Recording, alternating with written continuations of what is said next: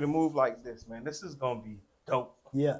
When I Super tell you dope. I'm excited about this, Mhm. when I heard we was gonna have Nieves. another fashion design. We're doing a lot of fashion today. people. We're doing a lot of fashion. We might this might be the Hey, fashion's getting big this is though. gonna be the thing, though. Yeah, man. We might just put our playlist like a fashion designers, bro. We got people that's in the industry of fashion. Yeah, exactly. You know what I'm saying? Like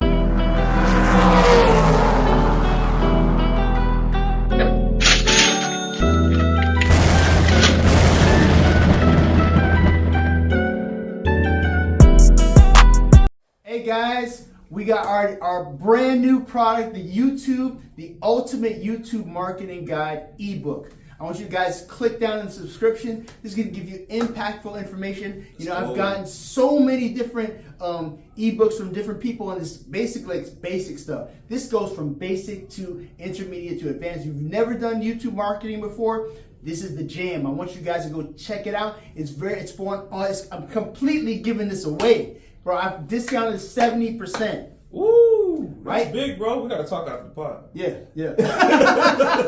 70%? 70% off. Limited time only. Listen, I put a whole bunch of work into this. A lot of times when people give you ebooks, they don't really give you that much resources. They give you a certain amount of things, and it's just enough to get you to go ahead and buy another product. But I didn't want to do this with this product. I wanted actual people to actually get something out of it. Value, baby. Value. Let's go. And once you look at it and you see the aspects, I put 30 lessons in here. So I put a lot of hard work into this. Go ahead and check it out. The link's in the description. Go and get it. Deuces. today, man, we're gonna do this really dope interview today. Y'all come with us, ride with us. King D Money and TTMT. that's right. And we're gonna introduce y'all to greatness today. Greatness. Talk about it, sir. So we got on this podcast today, we got Ian Nieves. What's up, guys? From What's up? Puerto Rico. Yes, sir. Mind you. Here in South Florida. Here to tell us exactly his backstory, where he comes from, what he's doing now, what he has presently coming into the future, and what basically in terms of what he does stylistically. He's got his own style. These clothes that he actually has on, he designed himself. Oh. So he's got style. Look at me. Look at the drip. Look at Let me stand up for you. Hold on. Little spin. Come on, this is custom. Exactly. Our friend over here too also has pieces I've made completely entirely by hand. You know, this is all by hand. So from drafting the pattern, you know, taking the measurements, buying the fabrics. In this example, for example, even after painting the pants or sewing them, I painted them. I also added printed detailing. Okay. So, you know, you can notice. Yeah. Nice, man. All from scratch. All from scratch. Nice, man. Nice. Very good. So tell us about yourself, man. Tell us where you come from. Okay, so I was born in Puerto Rico. I lived there for around 8 years. So when I was 8, I moved to Miami. Okay. Because when I was actually born, my father was already living here. Okay. So I was kind of like, a little surprise.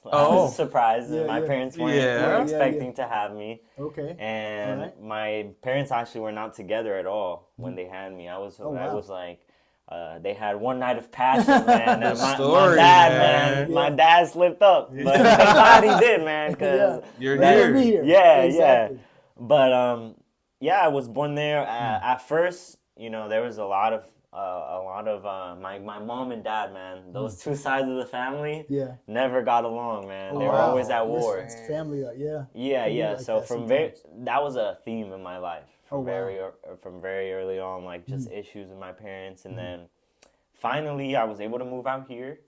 Before I lived out there, I actually lived with my grandma for a little bit because at that time my parents were battling over my custody and whatnot, and I guess since they were battling for it, I couldn't be at like either of their households. They put me somewhere else. Yeah, and then I got out here. Started living with my dad for a while. That was really nice for me because that's actually what I wanted as a kid. Like, I would get interviewed by like social workers and stuff like that, and they'd ask me what I want.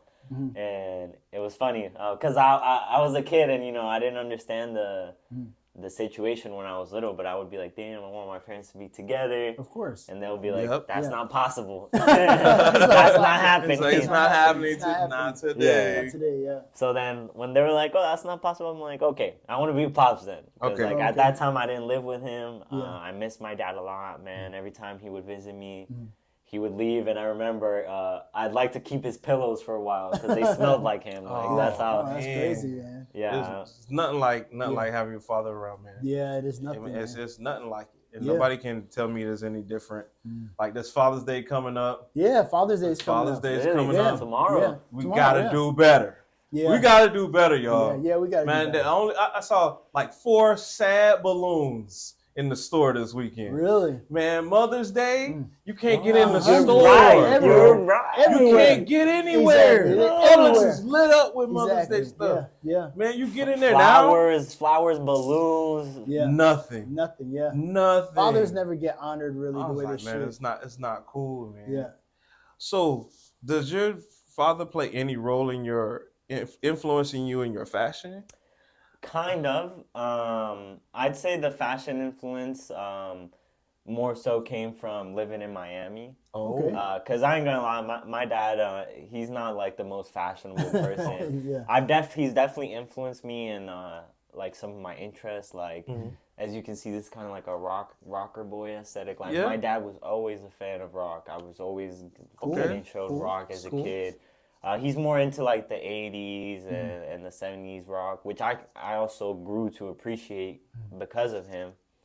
And, things like that. And cars, for example, too. I mean, Dirk knows I couldn't shut up about my car, my little... Exactly. I was when I first got the Challenger, he's like, oh, man, you got the Challenger, bro. I gotta bring my car here. Yeah. Right away, though, I was like, damn, Dirk, because I figured that was his car. And he was like, Dirk, you got the nicest car here. Like, I could appreciate... It was the only, like, sports car, like, in the whole parking lot. Yeah. And that was also, implanted, I'd say, by my dad. So he's in here somewhere. Yeah, so he's in there somewhere. It's got some type of influence in there. I love that about it. Yeah, so you come from Puerto Rico. Now, how did you start getting into fashion, period? So that was, it actually started here. Okay. So I actually moved back to Puerto Rico, but right before that, this was when I was around maybe 15, 16, around there. I was going to high school over here, and I have a friend who I'm still friends with to this day, and he still has the brand to this day. His name's Akeem. Okay, shout out to Akeem. Yeah, with his brand Grimas. It's called Grimas, and when we were in high school, he actually came to me with that idea. Okay. So he was like, yo, I want to do this brand. He knows I was already into fashion. Like, we were those dudes, always talking about clothes. We started as sneakerheads and like the Jordans, and then it kind of evolutioned to like, looking up to these different designers and this and that. And he knew, because since I was little, I've always been trying to like playing around with making content. So when I was really little, actually, I would record myself playing video games like Call of Duty. I would want to be like a content creator. And along that journey as a kid trying to make videos, I learned how to edit videos. I learned how to use programs like Photoshop. So I became familiar with these things, and Akeem was aware of that. So he kind of saw me as like, okay, we could come together with what you know. I have the ideas and the movement, and like you could kind of make it come to reality. So that was my first time like actually designing clothes in person. And actually before that, it's really funny to me. When I was little, I played this game. I don't know if you guys are familiar with it. It's called Roblox. Yeah. So when I was a kid, I played that game. I got a couple shares of Roblox. Okay. Yeah.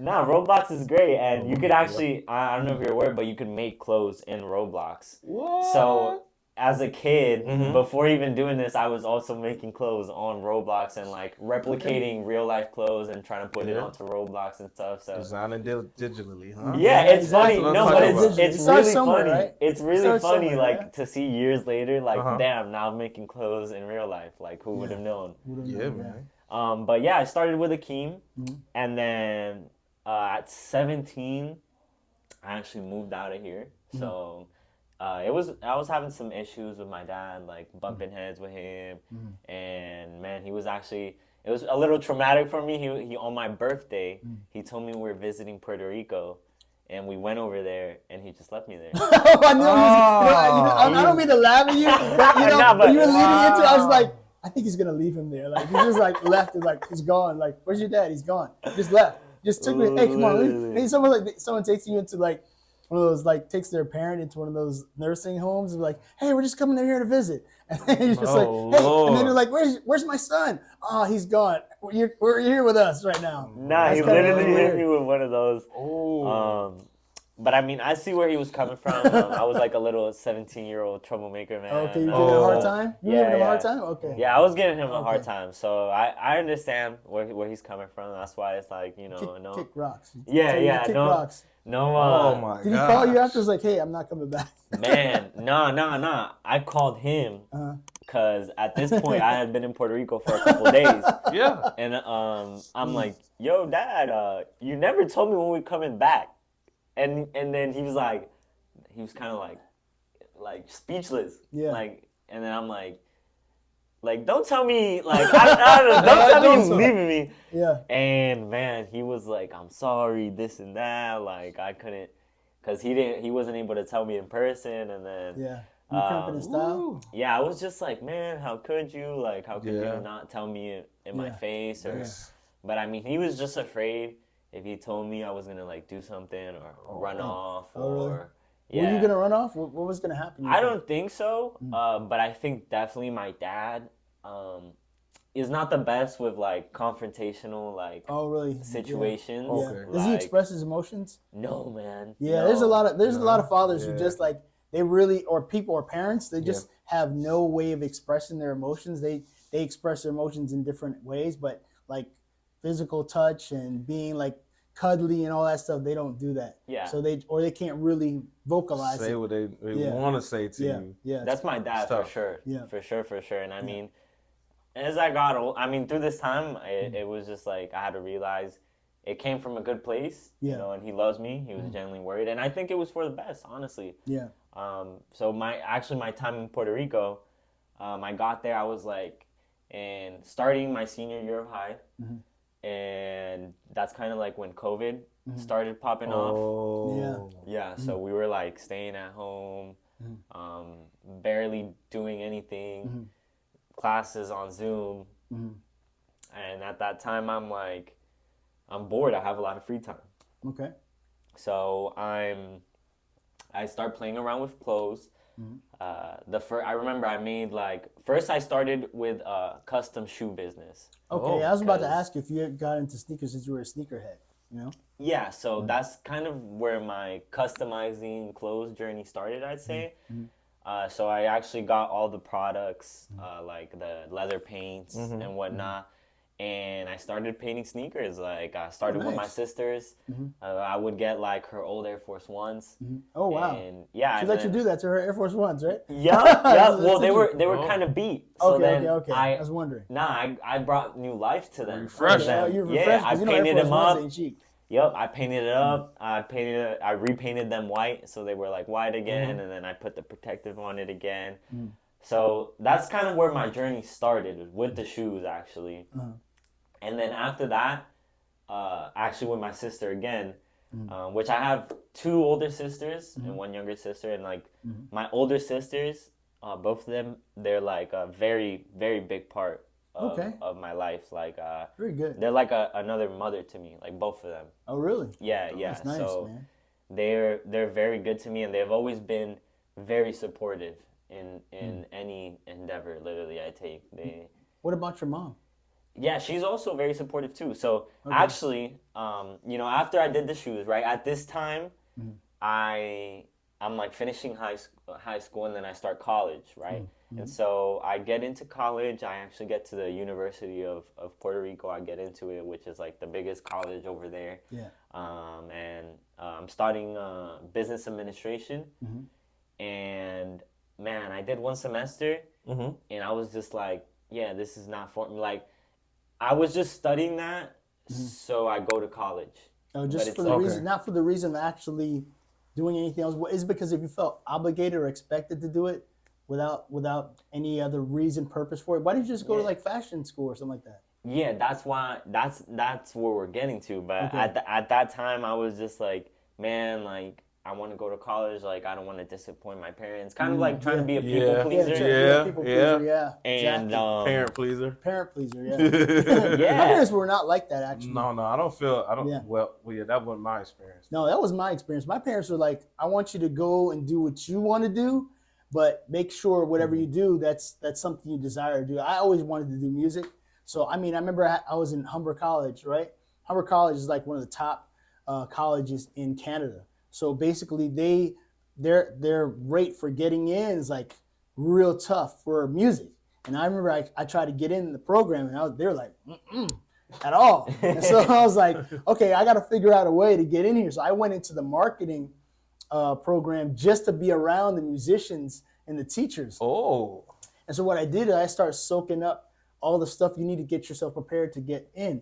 And then they had a program, like this kind of pre-selection program where they kind of let you in, you know. So I went and auditioned the next year and I got in to the program. Yeah. Okay. But so, you know, but my parents were always supportive. They never were like, oh, you shouldn't do this, you need to do this. We want you to go to college and do something, but find something you want to do. And because I used to ask them, I was like, what do you want me to do? We want to do whatever you want to do. You got to be able to do, we'll support you, whatever you want to do. But you got to make it something that's fulfilling to you, and you're going to do, because this is your life. This is not our life. We already lived our life. So you got to decide what you want to do in your life, and you can make those choices, make those provisions for yourself. So the only time I had an issue is when I used to go to Miami-Dade Community College and became a professional student. My dad was like, listen, you need to stop doing this, because all I did was just take classes to take music. Right. I didn't care about anything else. I just took music classes. I didn't care about credits or any of that stuff. And then I think one of these other guys, I don't know if you remember, there's a sax player that used to do recruiting for Flomo. He probably was gone by the time you got there. But he saw me, he's like, man, you should go to Florida Memorial. And I was like, I said, yeah, it's for music. So I auditioned and got in there. So that became my viewpoint. But getting back to you, man. Yeah, so I would say I didn't have that. Like, so you had a clear route you wanted to take. Correct. But when I hopped into college, I didn't see a clear route, so it was like I was just wasting money, realistically. Oh wow! Because if your college is great, Yeah. If you know exactly what you're doing. Yeah, if you got a focus, if you're ready to do something. Like my focus was 4 years. Finish something. Yeah. Mom didn't care what we did. Yeah. As long as we finished college. Yeah. It's like, you're going to finish. Yeah. That's it. Yeah. I don't care what you study. You can study sociology for you us. can study whatever you want. As long as you get these 4 years done, that was all she needed. There wasn't no aim to it. As long as you finish. Like you gotta go. You gotta go. I feel you on that. Get that 4 years. Get those 4 years in and be done with it. Yeah. So that was crazy, man. Let's get back to your story though. Yeah. So, where was I? You're getting ready to go to college. Or you're in college. Yeah, you're in college. Yeah, okay, so I finished up that first semester, and I quickly realized this I don't want to do business administration. I did that because I was also like, I want to be a business owner, this and that, but I was like, it'd be a lot better just to study what I want to do as a business than business administration. It's better to go do it. Go work for somebody that knows business and watch them every day. Exactly. Doing the day-to-day stuff than to be like, theory says. Exactly. Yeah. That this goes like this and that goes like that. No, it doesn't work. So so then I was like, okay. Then I kind of did some self-reflecting. Okay. I'm like, okay, what do I want to do? Like, this is the time. I didn't want to waste time. I didn't want to. I wanted just to have a clear objective. I was like, okay, I don't want to do this business. So I'm like, okay, let's start a brand. Because at that point, I'm like, I like the custom stuff, but I wanted something more like I'm actually creating something with my name on it, or like the custom was more like, you bring your shoe and I do whatever you want. I'm copying other people's things. Like, I'm not necessarily creating something new. Like, you might have seen a picture off Google, and I'm recreating it and putting like Hello Kitty on your Air Forces or something, you know? Yeah. So I wanted something where I'm doing something original and something meaningful as well. Okay. So I actually told my mom, one day I sat her down. I'm like, okay, like this is not for me. I'm not enjoying. You know, I was also working at the college. Okay. So I was working at like as the reception with the office who kind of works with like all the economical stuff, like handing checks out to students. Like the and stuff registrar. like that. Yeah. Yeah. So I don't know. I just didn't like it. I don't know. I went there. The experience wasn't good. Yeah. I also would say it wasn't like the full experience because it was COVID. And, Okay. Yeah. And Puerto Rico was a lot stricter than here. Really? Yep. So it was like everybody with their masks on. Certain people aren't allowed to come. Like, It was a small island. I could understand. It's like Jamaica was like that too. Like you had like people were trying to do anything in Jamaica. Like you had to be like they were serious. Like they were locked because it's a small island. So you know you really can't afford to lose that many people. And how to control it was like they were like I think they had like don't let nobody in. Exactly. They just didn't let anybody in and nobody could get out. But it was like so regimented. They were really organized about it. Yeah. But I know that was like serious on certain islands like that. Yeah. Yeah, because like over here, I would talk to my girlfriend and like I'm seeing how like people here are not even wearing masks or this and that. It's like over there, like, man, if you was at the grocery store and you ain't have a mask on, that security guard might run down on you. Like, like it was no joke over there. But it sucked because it limited everything a lot more. Yeah. What does the self-reflection time look like for you? Like, is it like 30 seconds of, you know what, this ain't me, Yeah. or because for me, my self-reflection is like weeks of I don't want to do this. Yeah. I don't want to do this. I don't want to do this. And then one day I'm like, it's ain't time to do it. No. Yeah. I'd say it's exactly that because it was just like, because sometimes, I don't know, obviously sometimes you can feel negative about something, but it might be just a little slump you got to get over. Or it's a bad day. Yeah, but I was feeling consistently like, this is not what I want to do, and this is not, like, this is not going to bring me fulfillment. I was trying to think of a career path, like, after college, if I were to get my degree, and I just couldn't, I don't know, I just couldn't envision anything, and the more I thought about it, the more it felt like it's not what I wanted to do. Right. So it was really just building up kind of that courage, because it did take a lot of courage for me to be able to like talk to my mom and like tell her like, yo, this is not what I want to do.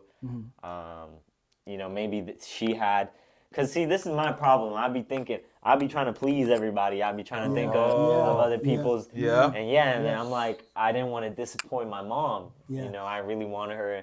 That's like, you know, I love my mom, so the last thing I want to do is like disappoint her or go down a path she didn't want me to. Right. But I had to learn too to be a little selfish and like, you know, think about me, because at the end of the day, you know, I'm me. I'm the one who has to wake up in this body and live my days out. So, and I'm pretty sure she don't want you to be unhappy. You Exactly. know what I'm saying? Yeah. Or, you know what I'm saying, just perpetually unhappy. Just like all the time because you wanted to make something that she wanted to do, wanted to see happen, you know? And parents get in that space and you're like, oh man, I don't know.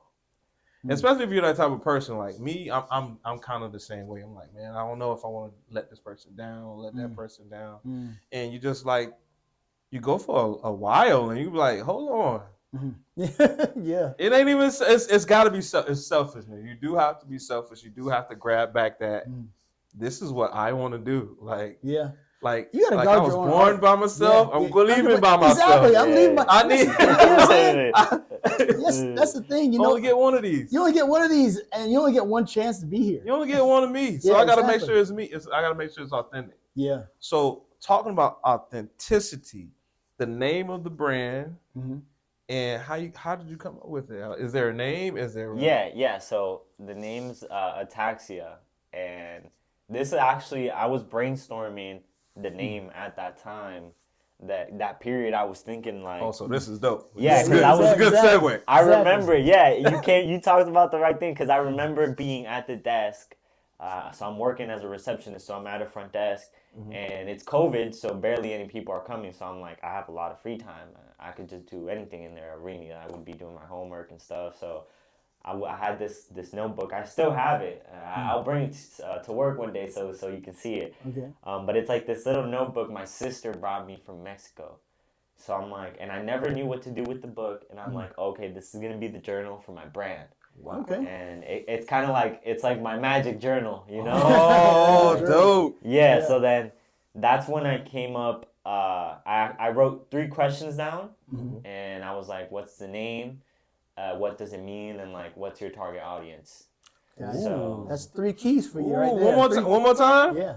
the name, what it stands for, and your target audience. Target audience. That's how you start, guys. Yeah, that's how you start. Write it down. Make the vision. Make it I plain. like it. Yeah, so that's when I was trying to like really figure out the DNA and kind of create some type of infrastructure for the brand.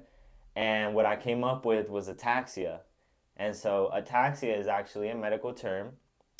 It's not a condition. It's more like a symptom that can be caused by many different conditions, like for example, MS, multiple sclerosis, which is like a spinal disease. And so essentially, ataxia is like when your body doesn't really move how you want it to, or there's like uncontrolled movements or spasms.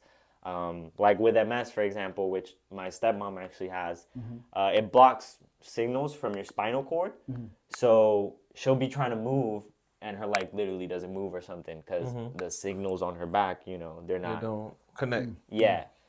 So my idea was like, oh, so ataxia is like these spasm, uncontrolled movements, and life is kind of like that, right? Yeah. So my idea is like, boom, no matter what circumstances or what may be happening that's out of your control, you have to like do your best no matter what circumstances you might be. So it's kind of trying to give it a positive twist. Right. Yeah. That like no matter what situation you're in, there's always a positive to it. Dope. So we got this piece in front of us. I don't know if we've gone over it. Let's talk about these pants, man. Yeah, those Those pants inspired- are dope. Like inspired. khaki. Yeah, Like they're like almost real like- tree, yeah, like- and they're flared, as you can see. Yeah, these are like I've started with a lot of flared jeans. I'd say that's like the number one thing people ask me for. So you're like, are you like a 70s like you have like some type of associated with the 70s? That's you like the flared look? Yeah. So I definitely get a lot of inspiration from old fashion. Yeah. And one of my favorite designers, actually, she passed away recently. Who's that? Her name's Vivienne Westwood. Okay. So she's actually from England, and she was kind of like the start of punk movements in fashion and kind of with the genre in overall. Like she was with that one band. Well, what are they called? The something Pistols? The Sex Pistols. Yeah, the Sex Pistols. Okay. Yeah, so she was like from their time, and she actually was there kind of like when they were coming up, she was coming up, and she was wearing their clothes.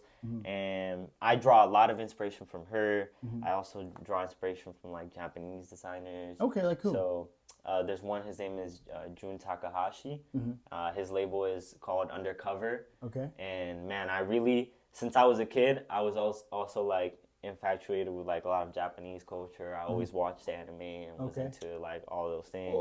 Okay, yeah. Yeah, so, and then another one of my big inspirations, which is actually an American designer, his name is Rick Owens. Okay. So he's very popular right now in time. I don't know if you see people with like the big Converse looking ass, like they kind of look like Converse, but like very long. I don't know. One day you'll see them and you'll be like, okay, they're like talking about, man. They're kind of like clown shoes, but like Converse, but like even like this, you see it's Was it like the red Rick ones? Owens. Like those weird red boots that people are wearing around?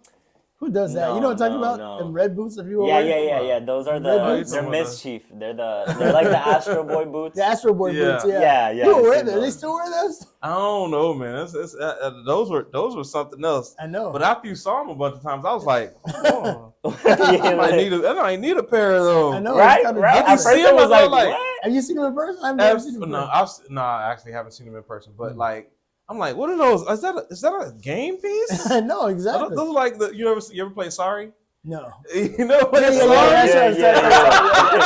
I was like, hold on. I was like, are those Sorry pieces? No, those are shoes. Nah, that was funny because at first I actually saw a lot of videos people getting their foot stuck in it because it was it was like it's this high, and it's one piece. There's no zipper or anything. Oh wow, it's just plastic. Whoa. It's rubber, so yeah. And those shoes are actually, from what people say, pretty uncomfortable as well. Really? Of course they got to be. It's fashion. Yeah. It's fashion. You just suffer for fashion. Well, it's like rubber. It's like kind of like a Croc. Like they made the Astro Boy shoe out of Croc material. Okay. Whoa. Wow. Okay. Yeah. Oh, designers. Okay, so let's move up. We're moving up. Let's talk about this shirt, man. Yeah. Yeah. So this is actually a shirt, and I actually want to show you another shirt too. Okay. That I got over there, so I'll go get it in a second. But this shirt, it was just kind of like the theme was like lust and desires, so that's why we got like this, beautiful girl here. This is actually a model from Colombia, so this is a model from here from Miami, and my girlfriend Bianca. So shout out to Bianca too. Shout out Bianca. Shots de Bianca on Instagram. Bianca. If you're trying to get any photography done, hit her up. But she actually took these pictures, and man, she did a great job. I did the screen printing, so I don't know if you guys are familiar with the screen printing process, but tell us. You essentially you take a little screen, right, and this is how most shirts are produced. Okay, so you take this screen, and it's basically just like a little how would I call it, like frame? A frame, right? It's a little frame with a mesh on it. Okay. And then you put this thing, it's called emulsion, on it, and you put it on there, and then you actually burn an image on there. So it's kind of like the same process to burn like photographic images and stuff like that. It's a very similar process. Okay. So I actually made like a stencil of this essentially, and then I burned it on the screen. And then you take the screen, you put it on top of the shirt, and you get your paint, you rub it on the thing, and then you just run a squeegee through it. Okay. And so when you burn the screen, it makes holes wherever the design actually goes. Okay. So when you run the paint over it, the paint goes to in the holes and in the crevices, and makes this wonderful design that you got on the shirt. I like it. Yeah, and then I actually added this to the side. So this is actually like a thermo knit to make the shirt, a little like long sleeve vibrant. Do you sew as well? Because we had a fashion designer she's like full stack. She does the sewing, she does the drawing, then does the designing. Do you sew? Yeah. Okay, So I sew this was completely made from scratch. Like I sewed this. Okay. I made the tags as well. Okay. So this says ataxia. If just right here it says ataxia as well. And where do you get the materials for this? So this is at a fabric shop. So this fabric I actually got into Puerto Rico, and I'm very tapped in Puerto Rico. Okay. Because just the time I was there for a while. I was there for almost 4 years, and I was very active. Like that's one thing. Like, man, I was on full speed in Puerto Rico. Like I was talking to everybody. I was like being nosy, going places everywhere. Like, and it made a lot of things happen for me. Like, tell us your endorsements. Like, the people will worn your stuff based on that activity you were working on. Yeah, so I've actually dressed several artists. So I've dressed young Miko. She's like a very popular female artist coming out of Puerto Rico right now. I also dressed Brytiago. I also, I don't know if you guys are familiar with the movie. It came out not too long ago. It's called Blue Beetle. Yeah, Blue Beetle. Yeah. So the director of that movie is actually Puerto Rican. Okay. His name is Angel, and I actually made pants for him when he went to Comic-Con to talk about the movie, and when he was on the red carpet. Did you see him on the red carpet with your stuff? Yeah, I have pictures. What? Oh my gosh! Those pictures will be up right here, y'all. Yeah. I'll send you the pictures. So I actually did clothes for him too. That was an amazing opportunity as well. And he was a really cool person, man. A lot of these people, the ones I have gotten to meet, very cool people. Have you stayed in touch with these people? I mean, not as much, because the connections, a lot of the times, it's other people connecting me to them. So they've worn your actual stuff on in situations like this. So how do you feel like when you see that? Man, it's actually amazing. Like the most surreal moment for me was with young Miko. So this one time, I remember she was starting her first world tour, or actually, I'm sorry, it was a USA tour. And young Miko's bigger now, but she at that time she was still big, but not as big as she is now. Like now she has like 5 million followers. Okay, wow. But at that time, she might have not even had 1 million yet, you know. But she was still getting big. Okay. And I remember the print shop I was working at, because I was working at a print shop in Puerto Rico, and they were doing her merch, and she asked for a vest for me, like a pink vest. I'll send you a picture of it too, so you could show pictures of it when it was done and of her performing with it. And man, I remember finishing the vest and giving it to her that same day, like doing it. A lot of these things with these artists, it's like very last minute. It's very chaotic. It's very stressing. Like it's very stressful because like, you know, I need to measure them. I need to measure them multiple times. Once I have the piece done, I need to see it on them. Like, and to get these people to do that is like almost damn near impossible. Yeah, right? like because they're so busy doing everything else they have to do. Yeah, and they're like They're constantly doing something. Like from this place to the next, and everything's on a tight schedule and everything's on a rush. Like they're always like pedal to the metal. So I remember the last day was so chaotic. I had to chase her down. She was doing like her choreography. Yeah. I'm like in this random ass choreography place with like a bunch of dancers. I'm like, what am I even doing here? Yeah. And then she gets to put the thing on. It fits well. And then You charge her $1 million for this? No, I still charge her a good amount. It was like $300, $400 for a vest. Yeah. So she's very reasonable. Understand? Very reasonable. Yeah, good prices, man. Yeah. I mean, come on. And then I remember the concert was far away. It was super far away, and it was getting very late because since the print shop I was working for her was also doing the merch, man, we were grinding. We were grinding like none of us slept. I remember that was like, I like.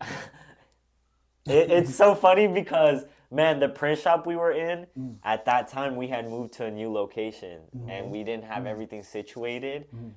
So we were like on a power generator. We didn't even have lights in there. Like we were like making it happen. The grind. By any means. Like that's one of them That was times. your college experience right there. Yeah. No, that's one of them times I'm like, bro, if I could work under these conditions, like I can get anything. Yeah, done. exactly. Like, Yeah. but man, we were all tired. It's super late. I'm not sure if we were even gonna go to perform. And then my boss, his name's Christian. He was like actually very close to me. He was like a mentor as well. And he's like, it's like 10, and the concert starts at 12. He's like, screw it, let's go. And it's like 1 hour away. Man, we hop on that car. I'm like falling asleep on the way there, and we finally get there. We get in there for free. I'm feeling like I'm VIP or something. Yeah. And man, nothing. Like, I will never forget the moment of, like, being with my homies, like, from the print shop, and she just comes out, and she's wearing what I made, and then, like, the homies are like, are you in that? Like, and it's like, we're just looking at each other, and then, like, looking at her perform, and, man, it just, like, it brought me a lot of joy. It was, like, a very surreal moment. I can imagine. Sweet. Yeah, and the thing is, have you leveraged this now? Like, you're in the process of leveraging these things, because I mean, you have all of these individuals obviously like your stuff, you know, because you've done quality work. Now, like, what are you doing now, like to present? Like, I know you have some things up and coming right now. What do you have up and coming? Yeah, so I actually have a show coming up in July. So it's the 12th and 13th of July, and it's a fashion show and also a pop-up. Where's that at? It's in Puerto Rico. We're in Puerto Rico. Yeah, it's in San Juan, so it's in La Factoria. So if we got anybody from Puerto Rico watching, man, y'all can pull up. Yeah, pull up. And there's some tickets. They're pretty cheap though, and actually 100% of the funds coming from the tickets are going to a charity. Yeah, it's going to a organization, like a nonprofit organization that focuses on cleaning like Puerto Rico and getting it cleaner. Nice, and nice. Sweet. like one of the concepts of the event is sustainability and recycling and upcycling. So I'll actually be presenting a couple pieces that are made from various different things. I like thrifted and like chopped up and kind of like bringing new life to all these new garments, Dope. Do you have your information? Like, where can anybody find you if they want to get custom? So if you look at the camera right there. so if you want to follow me and what I'm doing, follow me at Ataxia. So ATAXIA .online. So that's my Instagram right there. Not only will you see all my content and whatnot, but you'll also see I have a link on there. That's my website. Right now it's deactivated because there is no I don't have any inventory left from my last drop. Okay. But once I am working on a drop, so the next drop will be for the July event. I'll be first vending at the actual event, and then whatever's left over from that event I'll put up online. So if you want to take a look at what's available then, you're always free to. And like you were saying, what I got planned for the new year, for sure I'm focusing on this new year being more consistent and kind of turning into a machine. Right. Yeah. Because right now it's at a point where it's like, I don't know, like every single drop feels like an immense battle. I don't know how to yeah. So I want it to be like kind of effortless and kind of like just a machine that keeps going as long as I do my part. I don't want it to feel like such a. Why is it so difficult? Man, is it because you're working by yourself? You don't have a team? Yeah. And then since I'm doing so many things that are handmade. Yeah, I can imagine. Yeah, it puts a lot of pressure on you. Yeah, and then I'm also like, sometimes I can set high goals and I'll go for it, but it's very hard to sometimes achieve things like, and I'll push but the envelope. Yeah. How do you? So that's the thing. I mean, we talked to Kanisha about that too. And she does everything by herself, but she has an assistant, like, who helps her like put on shows, who already has experience being like a model. Do you have like models and things that you're gonna? So in the show that you have coming up, you're gonna have models there. How's this working? So how's the situation gonna come about? Yeah, so I actually have 2 models that I already selected over there. Okay. And I'm just making clothes based on their measurements or not. These are models I had already worked with over there. Okay. Because I've actually done several runway shows now. Okay, nice. In my time, yeah, I've done like 3 or 4. Okay, nice. None of them have been like big, and none of them have been my own show. Okay, your own show. It's been like in other things or big events or contests. So one of my big goals definitely is to have my own fashion show. So let me ask you a question. Sorry to interrupt you. What's stopping you from having your own fashion show, like right now? Man, right now it's just I would like to be in a position where I could maybe make some money off of it as well. How would you do that though? I mean, that's the only thing I used to worry, like, be concerned about. Like, I see that like in fashion shows they have like there's like stuff that's up there that no one can wear. Really. Yeah. So it's like there's like some things that are presentable just for like just for the sake of fashion, and there's things that are presentable for like normal people to wear. Like, so how do you make your money? Like, Yeah. So this is actually I learned this, and so I went to fashion school. So I learned a little bit about this. Okay. First of all, runway shows in the first place were never created to generate profit. Okay. So that's what the main line is for. Okay. So for the exact reason that you just listed, because a lot of these runway pieces are made for more of the sake of art and not wearability out in the street. Yeah. So a lot of these pieces they show on there can't be sold. Some of them are sold. Like you'll see, let's say Jun Takahashi had a runway show. You'll see a piece from his 2017 runway show probably going for a couple grand, like if it's selling online. But that's not every piece. And regardless, even with selling maybe a couple pieces, realistically, you probably won't generate what it costs to be there and the venue Yeah. and all these different talents you casted for it and then the production and Yeah. it's just a lot of things you're investing. So it's kind of like a I feel like it's like a Ferrari marketing type situation. Yeah. It's like it's like Yeah. they're there. We're gonna show them to you. Yeah. There'll never be a commercial for it. Yeah, exactly. But it's gonna be $400,000 and up. Yeah. And you have to buy one Yeah. before you can buy one. Yeah. No, You know that it's it's like, oh, this is my brain. Yeah. This is the inside of my brain right now. Yeah. But this is for brand. This is to get the brand. This is for you to recognize that I'm out here. Yeah. exactly. This is what I can do. It's more It's for like creative, yeah. brand recognition, like.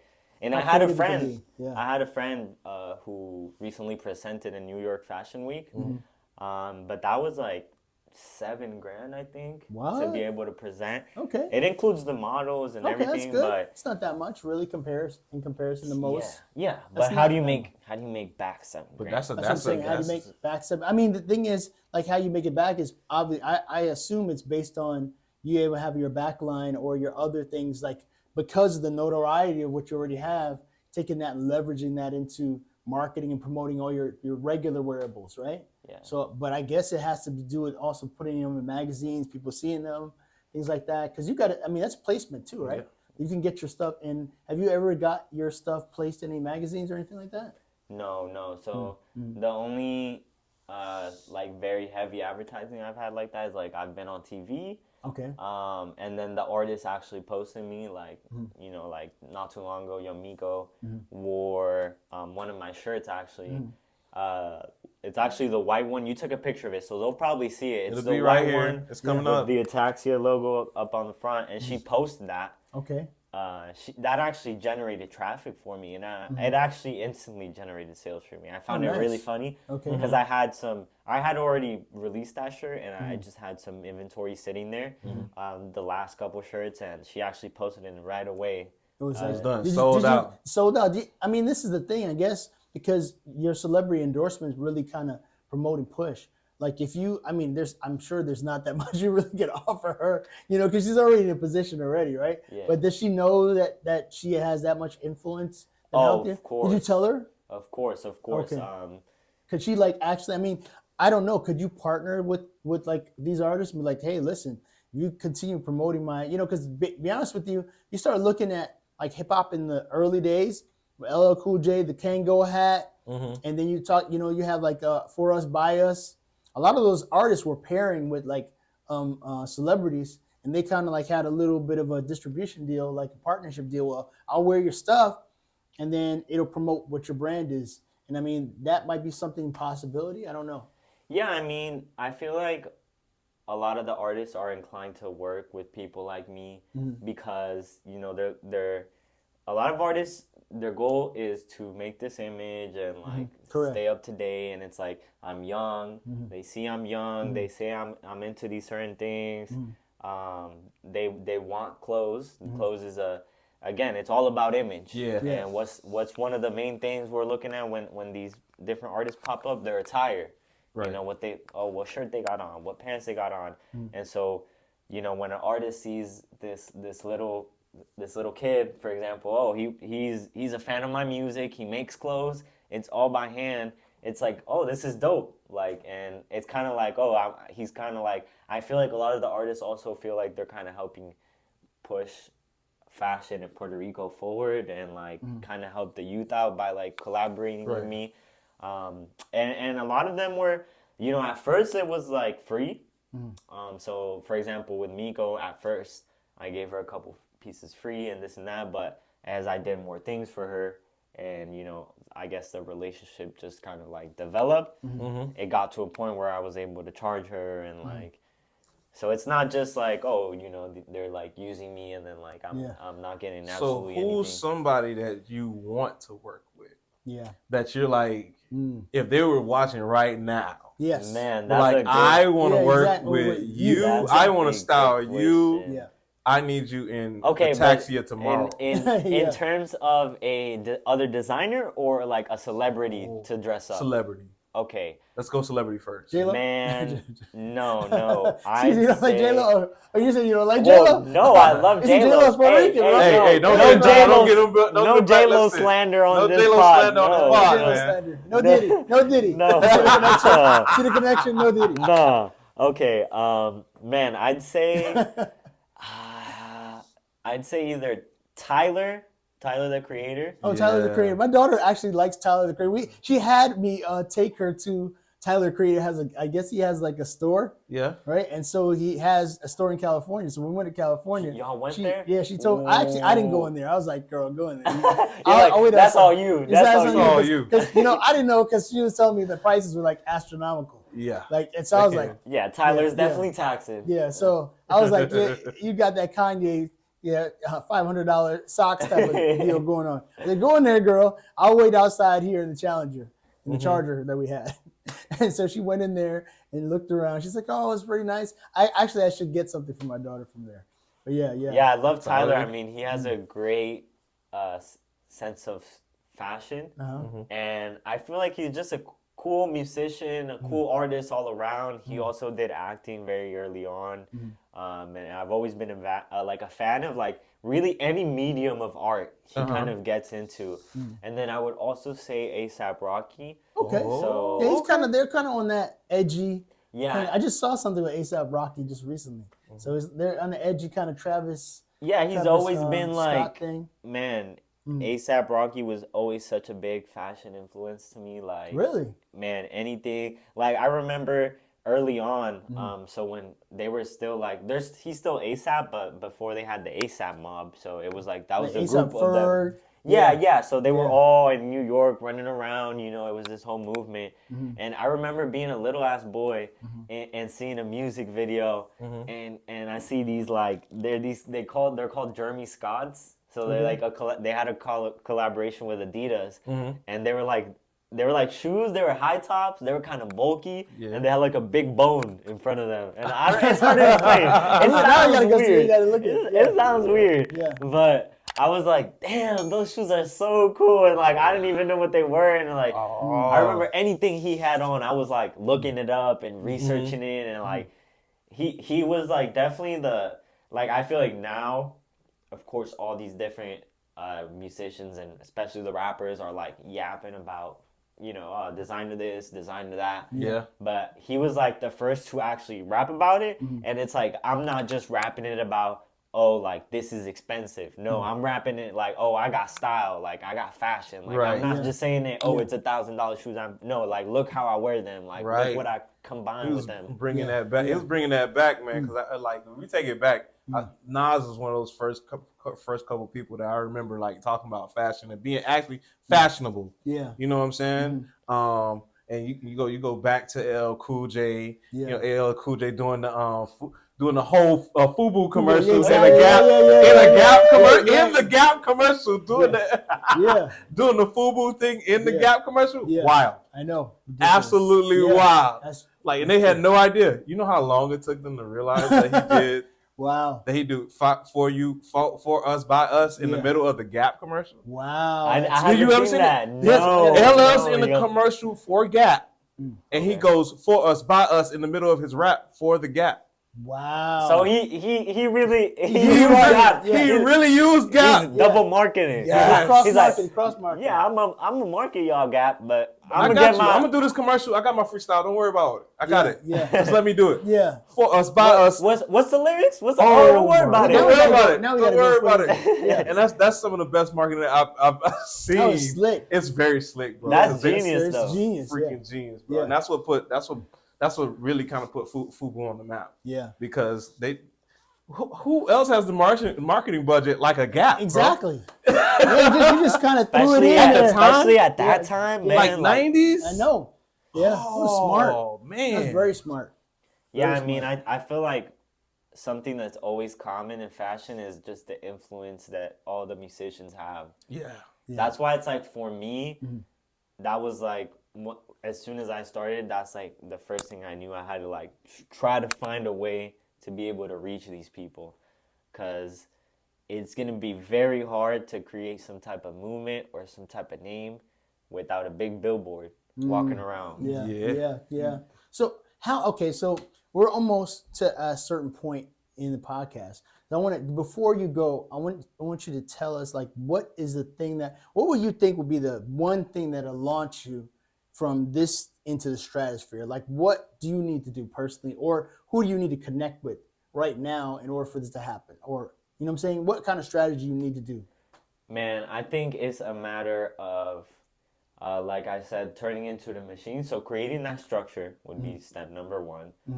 And I'd say creating the structure so I could drop maybe every 3 months. Get more familiar with manufacturers. So I'm like actually producing pieces and not everything is made by hand. Okay. So that brings two good points up. Like, I could sell it for cheaper because I'm not making everything by hand. Obviously, man, creating these clothes, it's a lengthy process, so I'm going to charge accordingly. Right. But if I got, a whole manufacturer doing the work for me, I could sell it at a much more reasonable price. Correct. And not only that, but it also just lowers that workload for me, so Correct. I don't have to do as much. Exactly, because you're only one person. You can only do. And we talk about this on the podcast all the time. You're only one person. You got in order for you to really start to project and get things you really want to get done in life, you have to multiply yourself. You're not going to do anything. Like, you can try to put all the burden on yourself, but at a certain point, you're going to have to, like, kind of learn how to delegate. These other things to other people. You gotta work those things, man. I got one more question, and I'm gonna have you name some things real quick for me, real quick. So, who is the designer you want to work with? It's a 2-part question, and give me 3 things you want to tell another upcoming designer that is going to come along behind you, because you're ahead. Yeah, like you've already made. You've made the clothes. You've done it. You've put it on people. You're still moving, but you're ahead. You're ahead of that person that's sitting at home thinking they can't do it. Yeah. So give me the designer you want to work with, and 3 things you might tell somebody that's coming up behind you as a designer. All right. So the designer would definitely be the one I was mentioning earlier. So the Japanese designer, Jun Takahashi. I just love his work, and especially with his line Undercover. So, that would really be, that'd be crazy to get to meet him. Yeah. And like, maybe along with that wish, I'd wish to speak Japanese for a day. Okay. So I could actually understand him. He's an old man, so I'm sure he could drop, man, some like powerful game to me, Dope. And man, if I had to tell 3 things to any up and coming designer, the first thing would be like, don't use your resources as an excuse, because like what I was mentioning earlier, man, now I'm at a point where I have all these great machines. I have industrial machines, and I've been able to invest into all these different pieces of equipment, but I did not start with all these things. I started with the bare minimum. The first sewing machine I had was my sister's, and it was like broken. I had to like spin it. Like the motor didn't work. I had to spin it by hand. Oh wow! So it was like constant spinning. Wow. Yeah. I've done a little bit of sewing in my life, so I know what that little side thing on the side, like hand movements. The hand by hand. Yep. So I'm like spinning this thing, and man, trust me, your hand gets tired after spinning like 5 times. You're already tired, and then you also gotta like maneuver the fabric at the same time. Don't get stabbed by the needle. Yeah, it was a handful. Yeah. So, and I was able to accomplish several things before I had like a lot of great equipment accessible to me. So I would just say, work with what you got and just get creative. The second thing, honestly, is to always create, always create. And I feel like the number one thing that prevents artists from reaching success is simply themselves and simply their inability to bring things to life and actually do things. Complete it, bring things to completion. Like, I'd say, and this maybe we can count this as the third, is, like a piece of game. What's going to separate you is not the idea you have, because man, everybody, you're gonna like, so many people have ideas. So it's really your ability to execute and how you bring that idea to life was really gonna separate you. Because, you know, even myself, I struggle with it to this day. You know how many great ideas I've had, but it's just, again, it's a whole different thing actually bringing that to life, right? And bringing all the components that you might need to, you know, actually finishing make what that you happen. started. Man, Yeah, finishing what you start, guys. The game that we have got here today, unmatched, man. Unmatched, bro. Ataxia. Yes. You heard it here. You heard it here. Yes, sir. It's You the heard first it place. here. Yes, sir. First place is here. First pod. You was watching TV and you saw them. You saw him. Exactly. But now, Yeah. you're gonna open up your YouTube. You're gonna open up your Facebook. You're gonna open up your TikTok and your X, and you're gonna see Ataxia on the D&D Level Up podcast. Hey, guys, it's been awesome. Right here on the D&D Leveling Up podcast. And if you don't know, now you know. That's right, guys. Deuces.